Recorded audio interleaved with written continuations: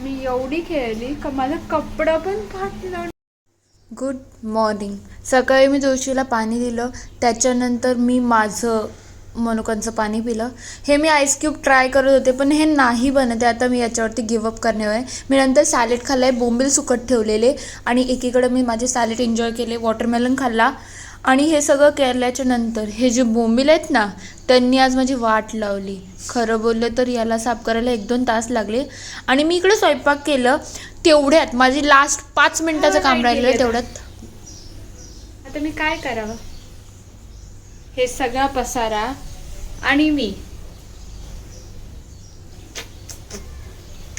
लाईटीची वाट बघण्याशिवाय दुसरं काहीच पर्याय.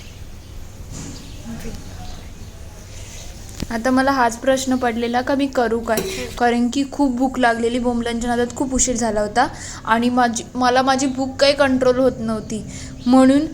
आणि त्याच्याचमध्ये मी एवढी हुशार आहे, लाईट गेली, लाईट आली कशी समजेल, पंखासुद्धा चालू नव्हता. आणि त्या सगळ्याच्या नादामध्येच मी एक गोष्ट केली. एवढ्या वर्षानंतर मी नुसती चपाती खाल्ली आहे यार.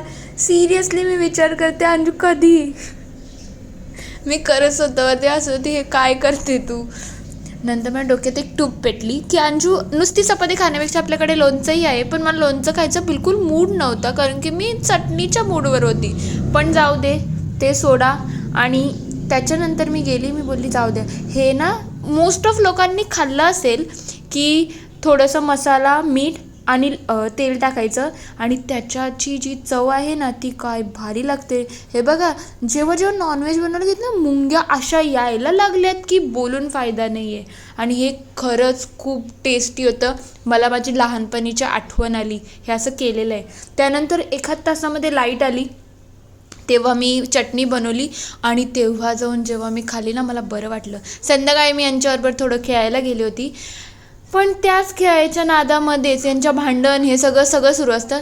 त्याच्याच नादामध्ये मी माझा कपडा फाडलेला आहे आणि हे मला घरी येऊन समजते की माझा कपडा फाटला होता.